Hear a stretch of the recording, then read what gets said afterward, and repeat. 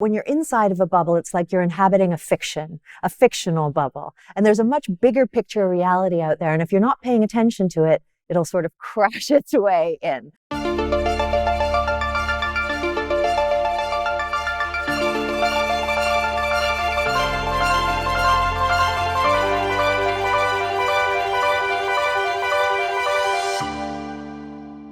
Zaya Tong, in your new book, The Reality Bubble, you share the hidden truths about the world around us. And more importantly, you show us how reality operates beyond what's perceived by the human senses. It's a truly weird, it's a truly wonderful, and it's a truly eye-widening book. But what is the reality bubble? Okay, so it's the first question people tend to ask me, but I know that people are familiar with, say, real estate bubbles or stock market bubbles, tech bubbles. We know that when we're inhabiting a bubble, it's a dangerous place to be. It may feel prosperous at the time, but the problem is, of course, inevitably all bubbles do burst. And one of the best definitions that I've heard is really that when you're inside of a bubble, it's like you're inhabiting a fiction, a fictional bubble. And there's a much bigger picture of reality out there. And if you're not paying attention to it, it'll sort of crash its way in. And so that's sort of the starting point of this book. But of course, I'm using a scientific lens with this book. And so I've had a chance to interview many different scientists over the years working as a science broadcaster.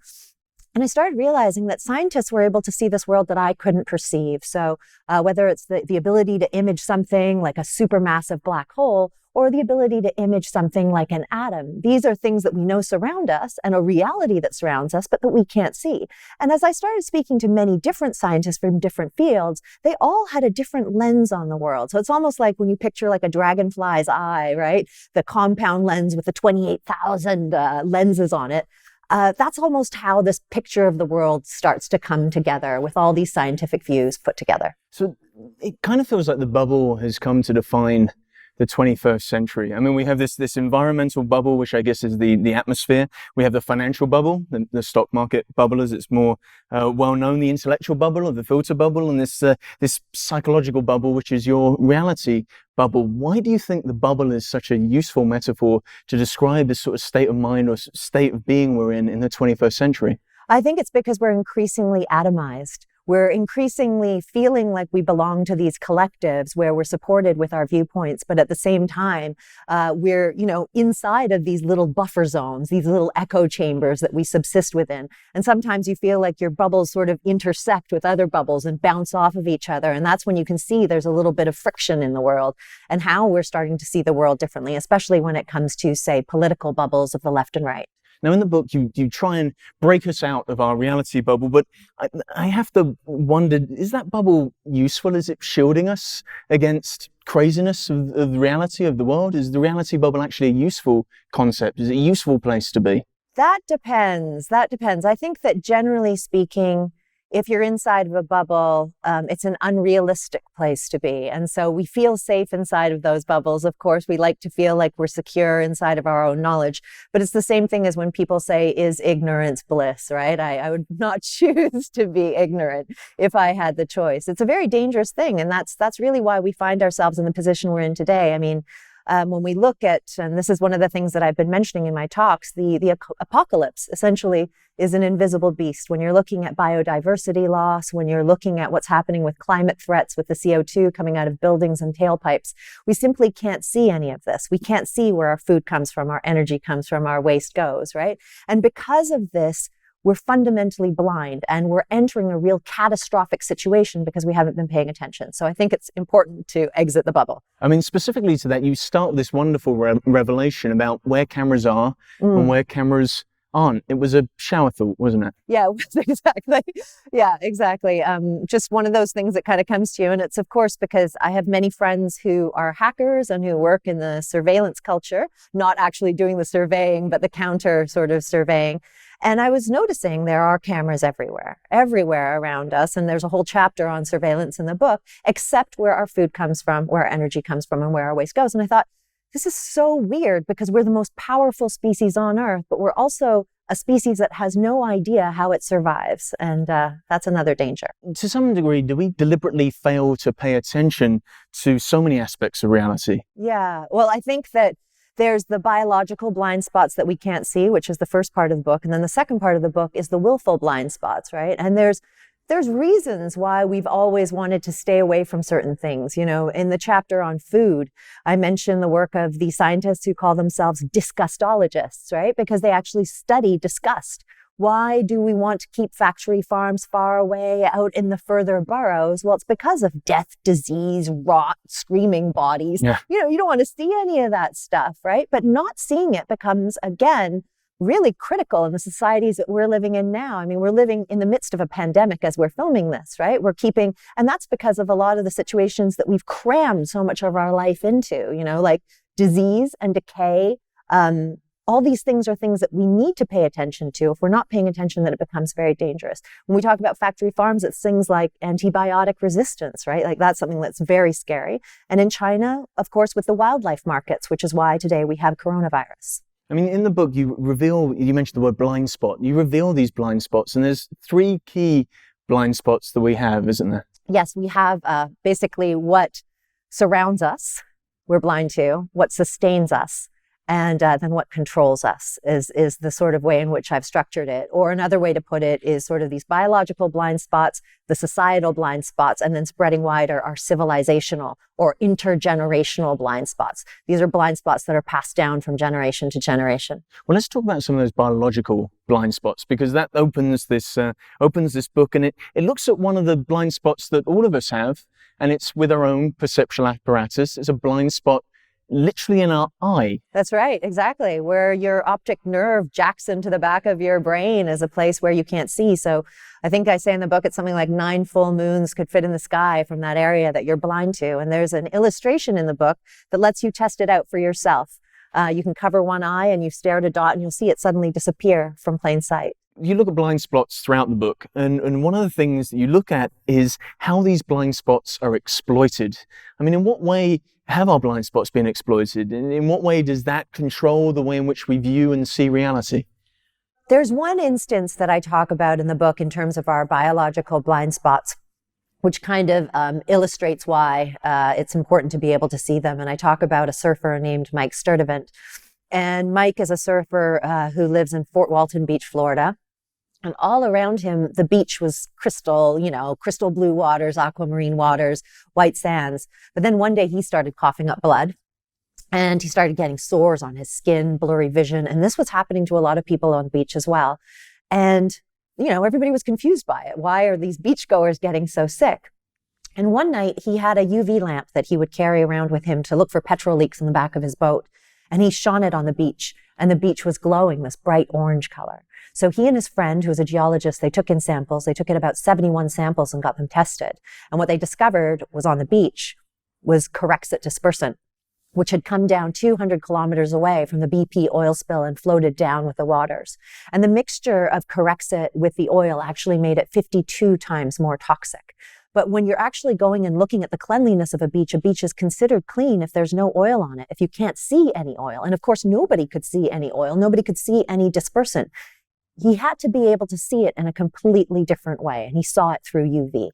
I mean, that's a terrible case, but in so many cases, isn't human progress really reliant on making certain processes invisible? You quote Alfred North Whitehead in the book, and you say, look, civilization advances by extending the number of important operations we can perform without thinking about them. So in some cases, is that process of making things invisible very important for our human progress?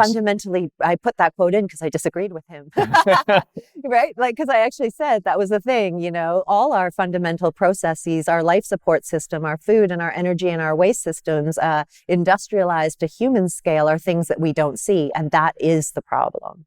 If we were to look more specifically at reality in general, have we been conditioned to perceive a certain type of world, or to have a certain relationship with the world? Well, I think that there's no doubt that we're conditioned in certain ways. If you look at basically 9 to 5 clock time, the way in which we we sort of scurry around all the commuters without even stopping to think how we became conditioned to operate in such a way. And it was a process that took a few hundred years. It took all those school bells, it took all those factory bells, it took all that training for us to start working that way. It took the Haymarket riots. It wasn't a natural system for any of us. And even today, when you look at the capitalist system, right? When I was growing up, 7-Eleven was open. It was called 7-Eleven because it was open from 7 a.m. till 11 p.m. at night. It wasn't a 24-hour store. And it was only in the 80s, really, that capitalism crept into the nighttime and we started this full night cycle as well.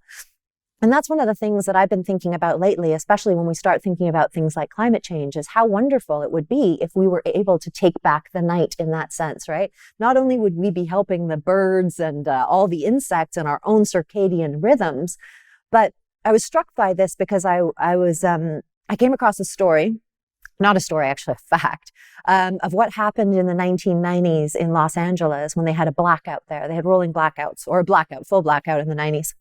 And everybody started calling the Griffiths Observatory. And they didn't know what was going on. All these people were calling up, and it's because they'd never seen the Milky Way. Right? Like in Los Angeles, it's a city of lights. They have the lights on all the time. And, to see all these baffled people who hadn't even seen the universe. And of course, seeing the universe gives you this sense of scale. So I think even returning the night to people, returning that rhythm, the more natural rhythm that every other species along with us has, would really be helpful when it comes to the climate crisis in terms of saving some energy for another 12 hours in the evening, would be beneficial to a lot of creatures and insects and might be beneficial to us as well.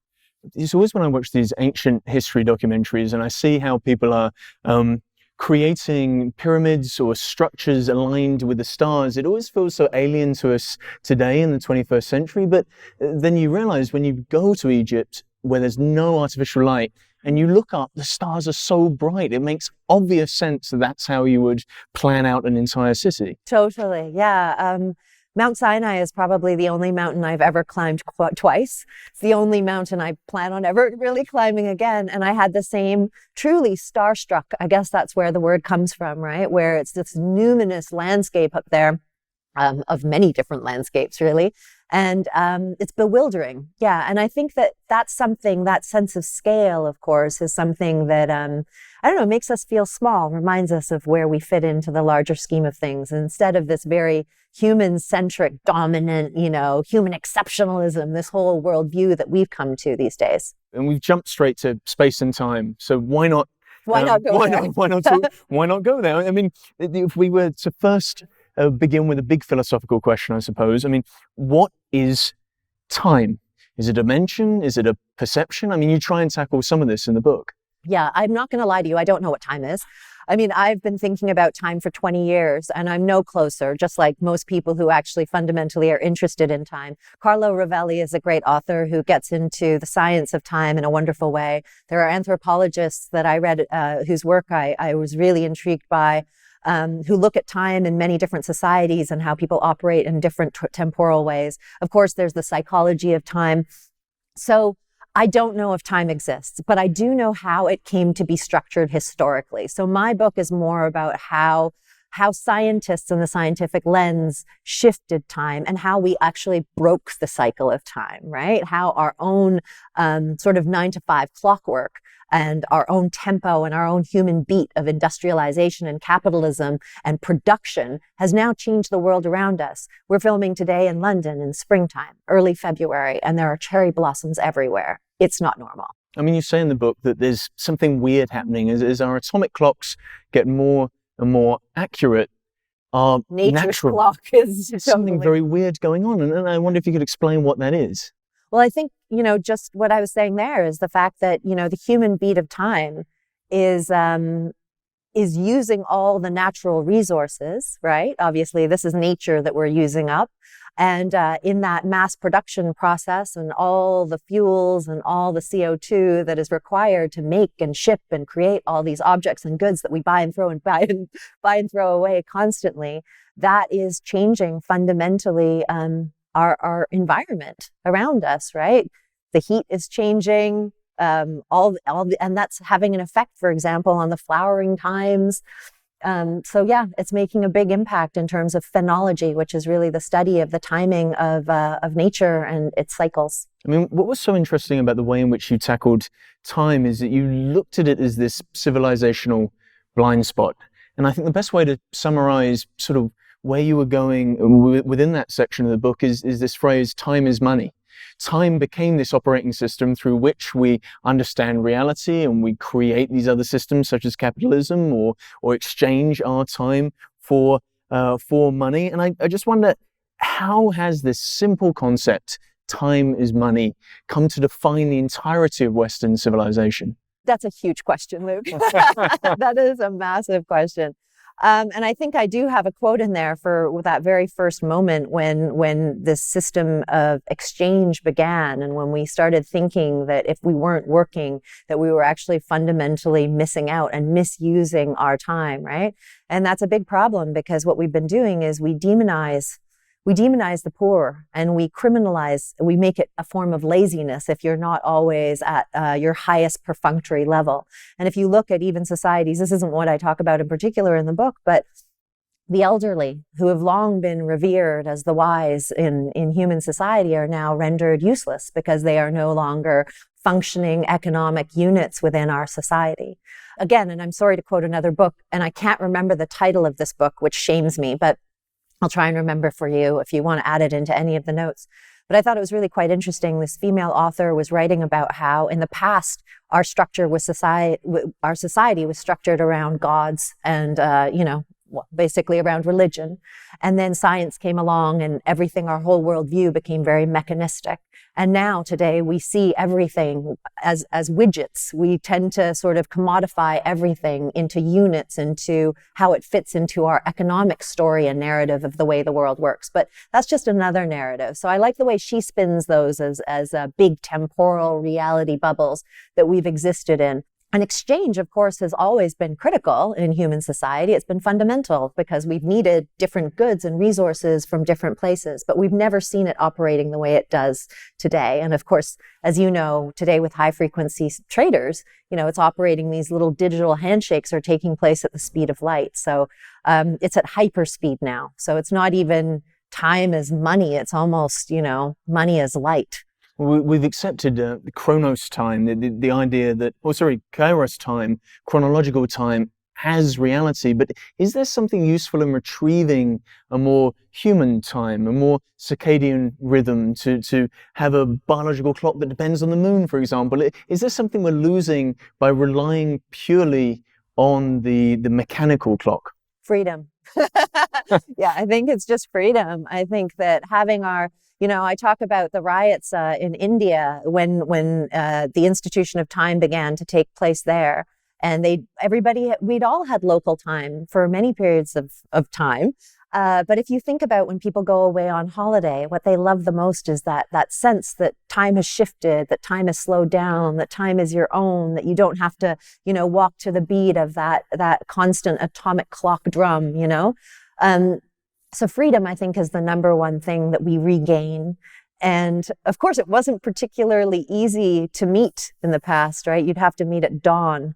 But I grew up in an era when people would have to arrange before cell phones, to meet at a certain place at a certain time. It's always been doable. I have an artist friend who he refuses to carry a mobile phone because everybody is always on time for his meetings. So no one can call ahead or text ahead and say, I'm going to be late, I'm going to be late. They're always there. They show at up the time they're supposed to be. So it works out even better for him. They show up. But we jump straight into time, but I want to jump back to the beginning of the book where you talk about these biological blind spots, because at the end of the day, it's so obvious that throughout the book, your science nerdiness is showing. Thank you. In what way have you found that scientists have a fundamentally different view of this thing called reality? When you're looking at them, they're all looking at a piece of the puzzle, right? Whether you're looking at geologists who are looking at long scale time and, the history of where we came from, or marine biologists or oceanographers or microbiologists, they're all looking at an important piece of the puzzle, right? How we've come to exist, how we survive. Water is absolutely critical, just as microbes are. And they all tell a very big story about our existence. But the fields of view are so fundamentally different, and scientists are siloed. You know what I mean? If you're in the geology department, you're nowhere near the microbiologists for the most part, and you're looking at completely different areas and aspects. But working as a science broadcaster, I had a chance to interview them across the spectrum. So speaking to so many different scientists, I was realizing that they all had a slightly different lens on the world. And putting them together was really fascinating. I mean, how does that scientific perspective on the world, how does that work to challenge everything we know about reality? How have scientists historically always seemed to question reality? I know you focus in the book, the discovery of the electromagnetic spectrum is the starting off point for us realizing that in actual fact, what we can see is not actually everything. And constantly scientists are beginning to surprise us over and over again with quantum mechanics, which is a new way of seeing reality. So how do they continue to challenge our understanding? Well, I love scientists because I see them as reality testers. They're always testing things that are invisible, whether it's Newton and looking at gravity, whether it's Albert Einstein looking at time and space, right? We rely on these things so fundamentally. You wouldn't have GPS or satellites functioning if you didn't have the special theory of relativity or the general theory of relativity. So they're playing in these invisible realms. Van Leeuwenhoek, who I start the story off with, who ground down the microscope to the point where he could see little bacteria swimming, millions and billions of these creatures swimming in our mouth. He looked at his own ejaculate and discovered sperm, you know what I mean? And nobody had seen these things. They thought he was completely mad. They thought he was a charlatan, that he was making all this stuff up. And he was looking at the invisible. So these are these people who can go back into these reaches of the world and show us that there is something beyond the reality that we perceive today. But the great thing about science, and I'm not a technological determinist at all, I don't think science has all the solutions because science is also often wrong. That's the other wonderful thing about it. It's self-correcting. And when it's wrong, it actually, better than most people, admits it. You know what I mean? Well, when you look at these biological blind spots, you look at the technological lenses, I guess, and how they've manipulated and changed the way in which we view, perceive, and I guess understand reality. And it feels like there's two pieces of technology that are core of that: the telescope and the microscope, two very different forms of lenses. And I just wonder, how have they continued to transform the way in which we see reality? Yeah, I think I've got that quote by Victor Hugo, right, which has the grander view.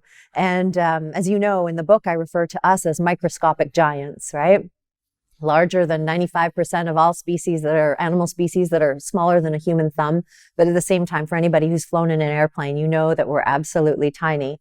And those reaches, we exist in a human-sized world. This is a dollhouse-sized world that we've constructed, a bar that fits us to human size. The chairs are human-sized.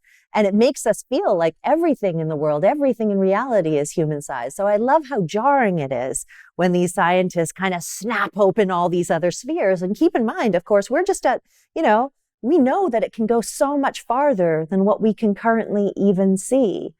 So I mean, the Planck length, for example, we're nowhere near being able to see anything at such a small level. But increasingly, it seems like as we evolve, we keep opening these windows further and further into worlds that will continue to surprise and amaze us. I mean, how do we deal personally as human beings with that surprisement and that amazement when we realize that in actual fact, the world isn't human size, when we suddenly have this revelation that our experiences are telling us that, this reality is human size, but our technology is telling us something completely different? I mean, how do we deal with that juxtaposition? I think really it's exactly what you talked about when you said you went to Egypt and you saw the stars, right? That is the sense of the numinous, and that is a sense of scale and awe. And that's what I really wanted to imbue this book with as well, is that sense of wonder, that we don't have everything all figured out, that it isn't this mechanistic universe that we have all the answers to. Sometimes we can just be surprised and sit back and just be witnesses at the glory and the splendor of it all. Well, some things in the book do that, and they make you feel like, wow, this is incredible, this is wondrous. And then other things in the book sucker punch you and make you go, ooh, ugh. Well, if you followed Really? me on Twitter, you've known for a long time that's been my hello, look at some cute puppies and kittens. Pow! You know what I mean? Like, Well, it feels like that, and I think that when you focus on the stuff that is small, tiny, the teeming life that is happening around us, this invisible life that makes up the entirety of human existence and life on Earth, and I just wonder, how do we come to terms with the fact that we are teeming with bacteria? We are not just these human-sized bodies. There's so much more going on intricately across our skin, across our faces, across our body, across every single surface that we inhabit. Well, I think it's humbling, isn't it? You know, I talk about that a little bit in the beginning of the book. I had that sense when I was sitting alone writing sometimes, and I would think, oh, I'm alone. And then I'd be like, shit, I'm completely not alone. Like, I'm surrounded by invisible creatures that I simply can't see. And I think it's important because they're the engineers of our planet. These are the little critters that are responsible for the oxygen that we breathe and for so many different life cycles and systems, like the bacteria. You know, I do a talk, and it's so funny because I talk about dirt and earth being, you know, perhaps one of the most boring topics in the world.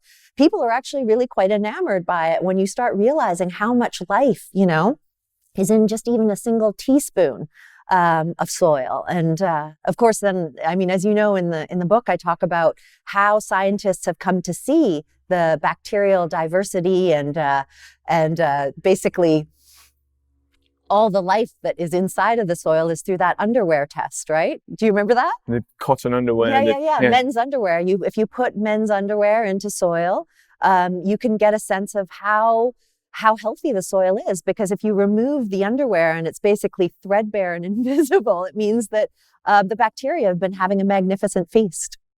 Part of that not being able to see the very, very small is part of our scale blindness, is what you call it in the book. And part of scale blindness, part of that ability to be unaware of so much of reality, is tied to this thing called human exceptionalism. Now, what is human exceptionalism, and how does that fundamentally affect the way in which we understand and navigate reality? That's a big question, but I think that that's one of the most important things in terms of our blind spots, is that we have a tendency to see ourselves really as the center of the universe, don't we? And it was Galileo who fundamentally shifted that idea that it wasn't the sun revolving around us. I mean, that's how we saw the entire universe as revolving around our species. But not only that, we see ourselves as separate from all of nature. You know, we live in these cities, these habitat bubbles that kind of keep us separate from all the other 8.7 million other animal species. And then on top of that, there's another layer of exceptionalism, which is that we believe that we're better than all the other species on Earth as well. And those three ideas coupled together, I mean, those are critical and they're crucial because they came to sort of position the way we see ourselves as separate from nature and our need to dominate nature, but fundamentally our need and our belief that we have the right to own everything that surrounds us. We have the right to own all the food, energy, time, space, everything fundamentally except our own waste. I mean, in a funny sort of way, ownership is really the key theme that runs throughout the book. I'm so glad you picked that up. Yeah. That we are able to have ownership over space, over time, over dominion of the planet. And it's a very Judeo-Christian idea that we have dominion over the plants and the animals, and all of it was created for us. And yeah. I just wonder, why are we so stuck in that world view, of that lens of ownership? Mm-hmm. Because we see everything as separate from us, right? And it's not just, I mean, that's the great thing in doing work with WWF, especially in Canada for the last 8 years. Our work there is not just from a scientific lens. We absolutely, Indigenous partnership is 50% of what we do, because an Indigenous lens doesn't see the world or the environment as separate. It's sort of, it's not a human-centric point of view. Human beings are just one amongst many different species, and you have to be able to be living in simpatico. Otherwise, you have a sense that you could topple it over and start destroying it. So I don't think that every I don't think that it's something fundamental to the way we see the world. It's just fundamental to the way we see the world now. That's why I believe it can be shifted. One of the ways in which you're trying to shift individuals into thinking about this holistic environment where us and animals and the environment have something to really offer each other is by elevating the idea of animal intelligence. You look at other forms of different intelligence, and I wonder if we're more sympathetic to this idea of animal intelligence, what could we actually learn? Wow, maybe some humanity, right? I mean, I think that's what we're always looking for. And I always find it baffling that when you're on the internet, that's what makes people happy. So much of the internet is surrounded by viral pictures of dogs and cats and friendly animals and animals doing human funny things, that if an alien were to take a look at that, they would be like, oh gosh, this is such a strange species. Because on the one hand, they seem to have this remarkable fondness and admiration for their fellow species. But behind the scenes, of course, we're killing 60 billion of our domesticated animals while we're not looking. And I've noticed this on Twitter. I can tweet about animals and I'll watch that retweet button go frickin' bananas, thousands, sometimes tens of thousands, sometimes hundreds of thousands of retweets. But if I tweet anything about animal rights, nothing. Crickets, lose followers immediately, right? Because we don't like to see those sorts of things. We don't like to pay attention, understandably, to suffering, but that's what we need to start paying a little bit. We need to have that compassion again. I mean, to some extent, is that deliberate? Do we have a willful blindness to so many things? Are we willing to be blind to the reality bubble that we live in because there's some things we just don't want to know? Well, because it's painful. Yeah, absolutely. There are things that bring us pain, and if it hurts our brains, brings us shame or guilt or any of those feelings, the easiest thing for us to do in a digital world where, the problems are distalized is to turn it off. It's a quick and easy response, right?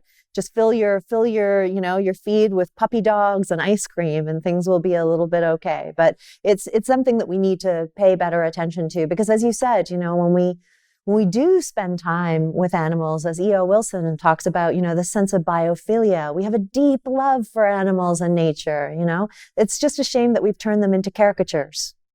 It feels like throughout the book, there's this subtle environmentalist message. It's not preachy, but there is, every now and then you go, oh, I see what but you're really, yeah, doing. Maybe you might, but I have to be honest, like the book took a year to write, but it took 5 years to think about, because there was no way I was going to write an environmental book. I knew that I wouldn't read an environmental book, and I didn't think anybody else would either. And so I was very thrilled when The New Scientist compared it to The Matrix, because I wanted it to be more like illusions and shifting perspective and seeing the world in a different way and seeing what controlled you rather than, a finger wag, because I don't think that that's particularly helpful or informative. And I don't think it works. I don't think preaching works. I've tried it.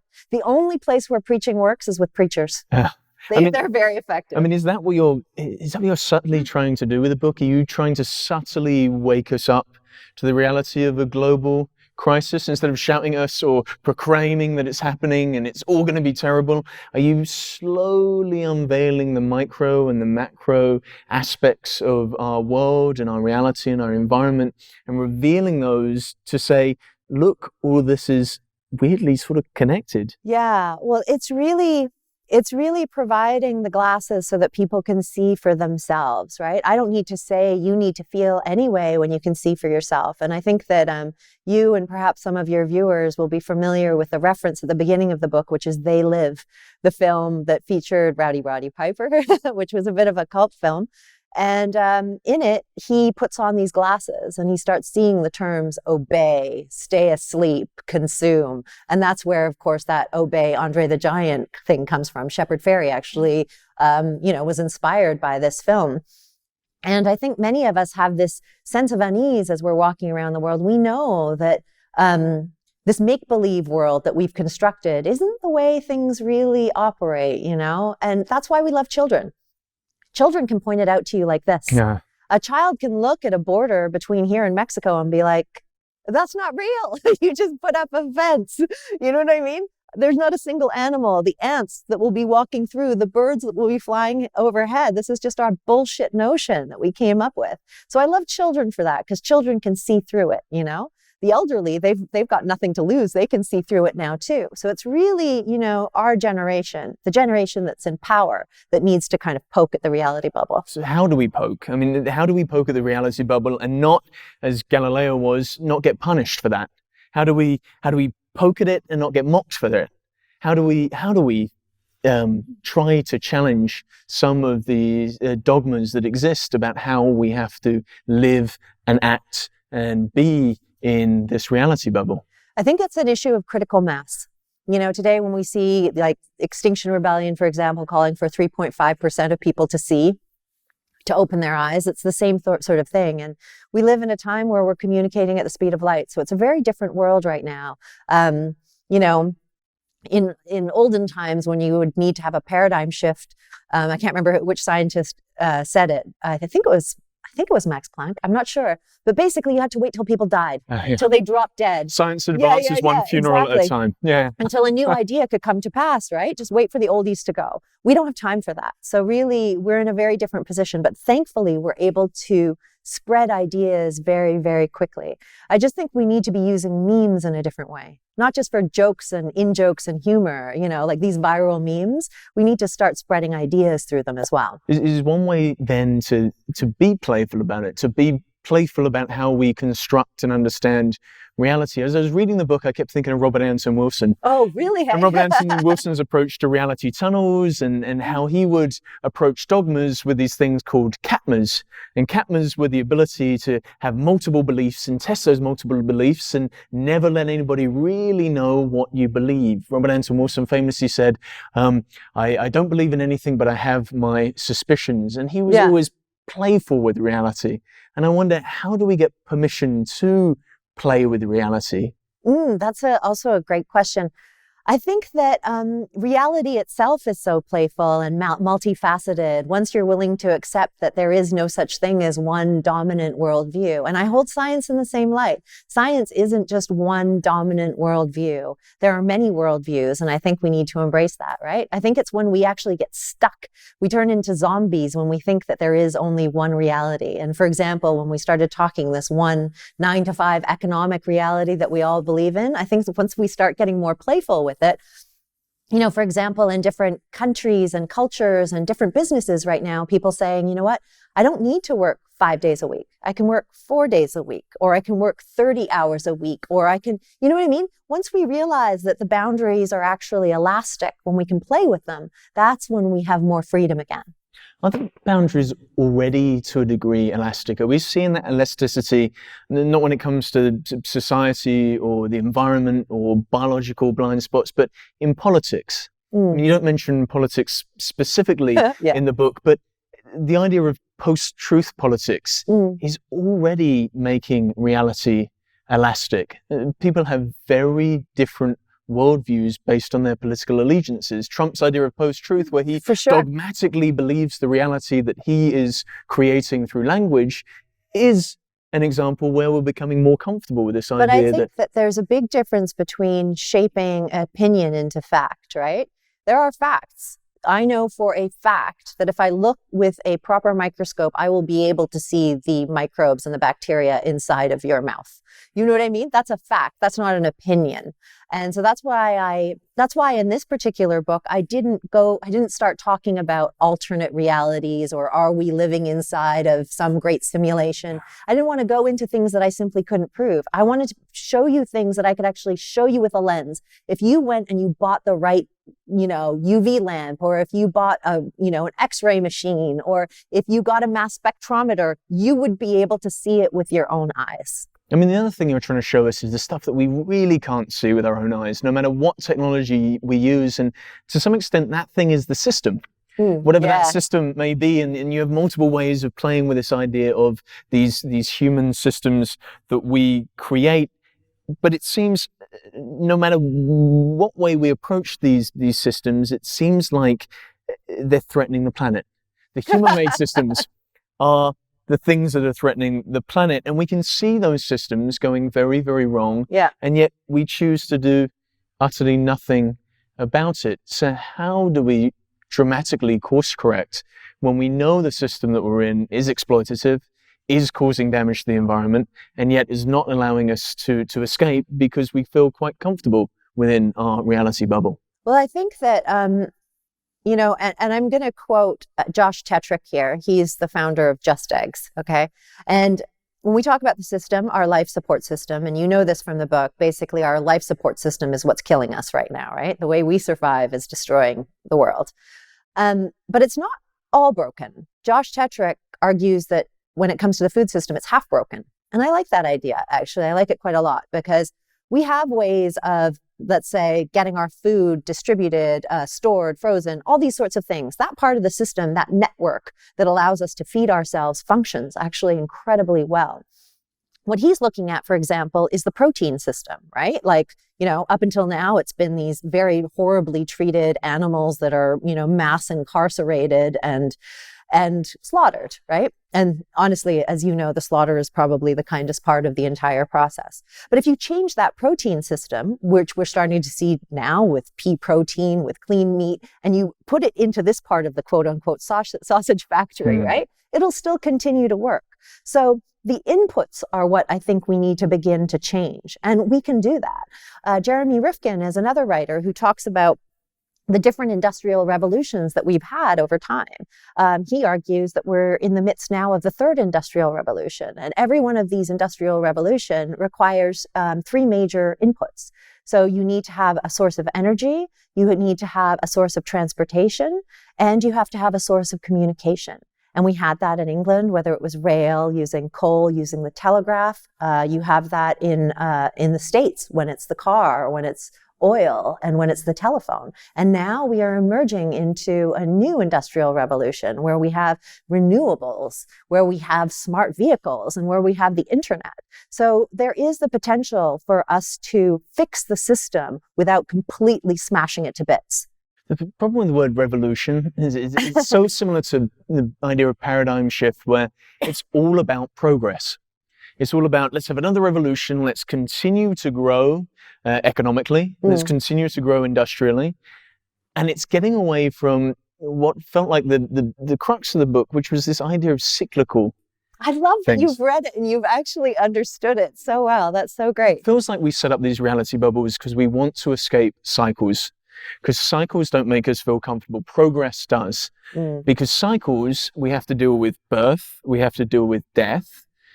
And rebirth. Well, we think it stops there. Yeah. Rebirth is the cycle. And you have this wonderful description of how we're made of star stuff. Yeah. And when you speed that up, kind of Starsky-esque, you have a human being come together made of a multitude of cells.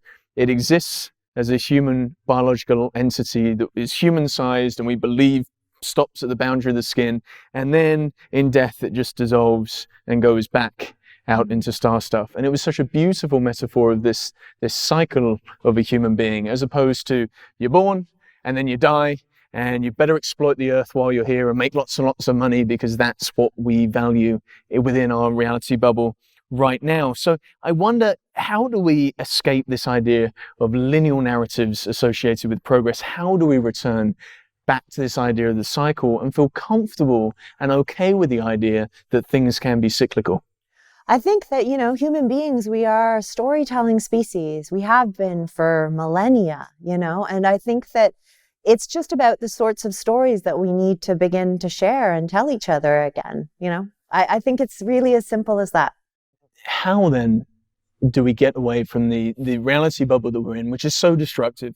Because it feels like these manufactured entities, i.e. these corporations, they construct this idea that we own, ownership being the key word. We own space, we own time, we own energy, we own everything apart from the waste. We won't talk about the waste. That's not in ours. that blind spot. Let's not discuss that.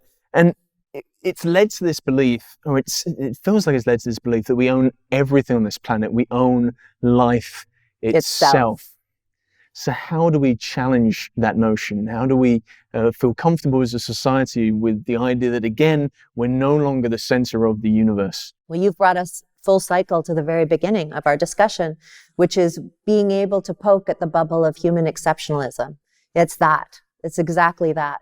once we don't see ourselves as exceptional anymore, once we see ourselves as part of the system, not having to build a separate system that's just for us, then maybe we have a better chance. But I'm still incredibly hopeful.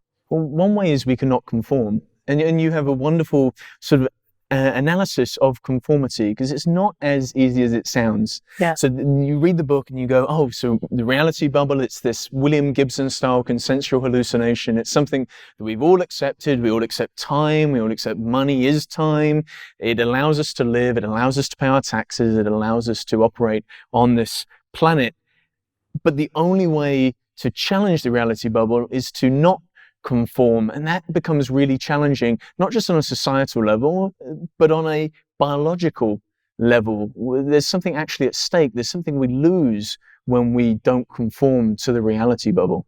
Well, it just takes courage. It takes courage. You see people, one of the biggest fears people have is speaking in public, right? We're a species, we're primates. We're a group, community-oriented species. We like to fit in. We like to conform. You don't want to be the one that's running off after the lion in the savannah. You know what I mean? Not all the time anyway. We've been protected by kind of being small groups and being small communities. So when people stand up, when they actually want to separate themselves from the rest of a pack, the rest of the group, there's a bit of a psychological cost to that.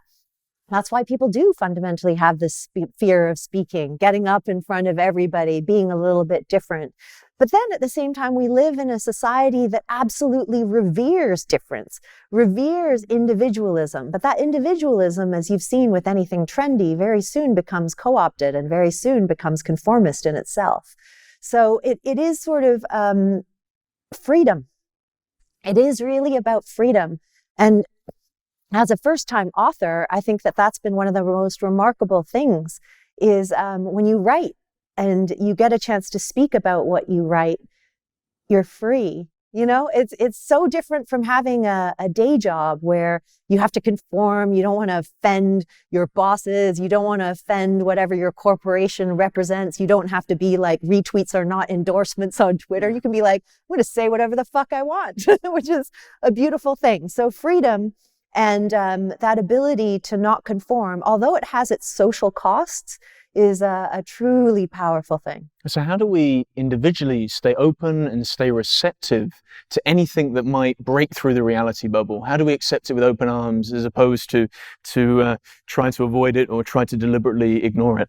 Well, I think that, and I'm actually going to quote Rob from Massive Attack, because I think that he actually said that, the people that we should look up today, they're the heroes and artists, right? Like the mavericks and the sort of like rebels and the artists, because these are the free people and the free thinkers. And I think that we're in trouble right now because we're quite often bowing at the temple of celebrity, and celebrity is the ultimate temple of conformity, right? Whether it's conformity in terms of what you're listening to or the clothes that you're wearing or what you're thinking, that's really where I think we've gone astray.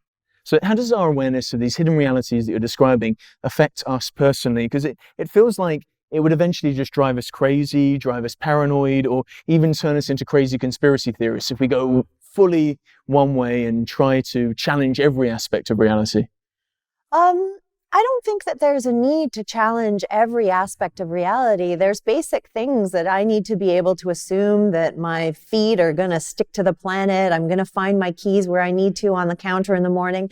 There are things that we need to make assumptions about and not overbog our minds with so that we can get on with our day-to-day lives. But I think that what we need to start questioning today are the bigger questions, the day-to-day sort of like zombie machinic aspects of our lives. If we don't start to question those basics, then we're gonna be in a lot of trouble very, very soon.